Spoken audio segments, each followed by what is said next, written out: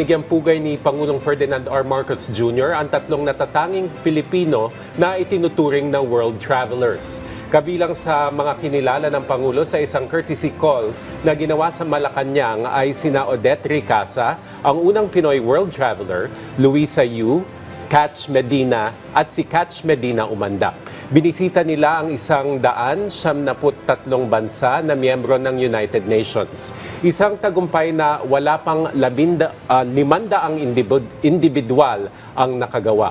Sinabi ng Pangulo na namangha siya sa dedikasyon ng 3 Pilipinong biyahero sa pagkamit ng kanilang pangarap.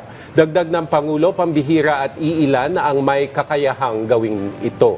Tiyak anyang marami silang natutunan mula sa mga naging karanasan at nakapag-iwan din ng masasayang alaala at nakahanap ng mga kaibigan sa mga bansang pinuntahan. Lalo't likas ang pagiging mapagmahal at palakaibigan ng mga Pinoy.